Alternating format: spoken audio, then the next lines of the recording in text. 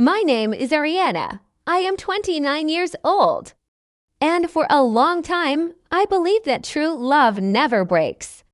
I believe that when you give someone your heart, they will protect it. I believed loyalty was enough to keep two people together. I was wrong.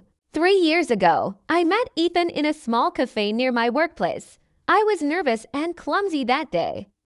I spilled my coffee on the table and instead of being annoyed, he laughed and helped me clean it. That's how our story begins, he said softly with a mess and a smile. From that moment we started talking. Ethan worked as a car mechanic.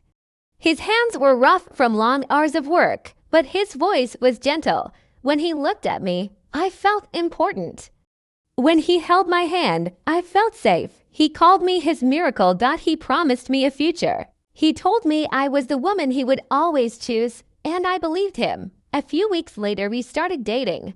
After 1 year, he moved into my small apartment. We cooked together. We shared late-night movies. We laughed at silly jokes. We fell asleep holding hands. I thought, this is real love. I worked at a bookstore. My life was simple and peaceful. Every evening, Ethan waited for me outside. Sometimes he brought flowers, sometimes chocolate, sometimes just his smile. And it was enough. He often said, "I'm lucky to have you." I always answered, "I'm lucky too." From the outside, we looked perfect, but slowly perfection began to crack. Ethan started coming home late, busy at work. He said, some nights he didn't come home until midnight, helping a friend. He never said which friend. I didn't ask because I trusted him. One cold night he forgot to call.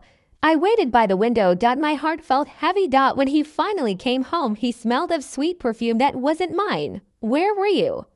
I asked quietly. Long shift, he replied. I smiled and said nothing, but my heart whispered, something isn't right. Days turned into weeks. He became distant. Less laughter. Less warmth. Less love. I tried harder. I cooked his favorite meals. I wrote him love notes. I waited every evening with hope.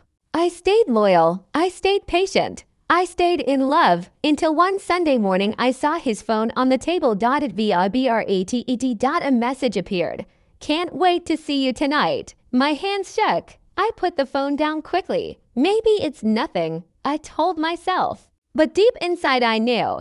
That evening he came home late again. Helping Liam, he said. Which Liam? I asked. He hesitated. Just a guy from work. I didn't believe him, but I didn't fight because I was afraid of losing him.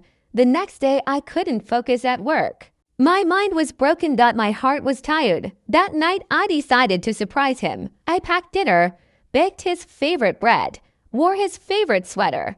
I drove to the garage. It was closed. Dark. Empty. Fear filled my chest. I called him. No answer. I drove around lost. Then I saw them. In a quiet park on a bench. Ethan holding another woman, kissing her, laughing with her. My world shattered. I couldn't breathe.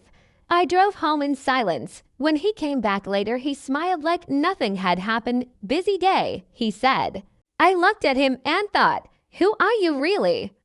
That night my heart broke quietly. The next morning I decided to follow him. After work I told him I was busy. Then I followed his car. He stopped at a flower shop. He bought pink roses. My favorite color was white. He never bought pink for me. Then he drove to a small house. A woman opened the door. She smiled. He hugged her. Then a little boy ran out. Papa. Ethan lifted him into his arms. They looked like a family. A hidden family. Tears blurred my vision. It wasn't just cheating. It was a whole secret life. That night I packed my bag. I wrote a note. I know the truth. Goodbye. When he came home I was waiting. I can explain, he said. No, I replied. You already did. I loved you, I said softly, but you betrayed me. He had nothing to say. Only shame. I am not your secret, I told him. I deserve honesty. I walked away. The night was cold, but my heart felt free. I stayed in a small hotel. I cried. I healed. I chose myself. I called my sister Nora. I need you, I said. Come home, she replied. With her, I learned to breathe again. I read books, painted badly, walked alone, laughed slowly. Months passed. Ethan called once. I didn't answer. I didn't need him anymore. One day in a cafe, an old woman told me, "You look like someone who survived fire." And she was right. I wasn't broken.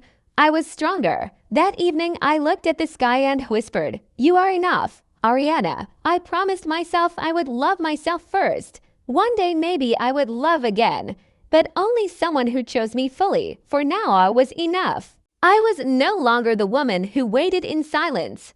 I was no longer loyal to lies. I was strong, brave, free, and finally loyal to myself.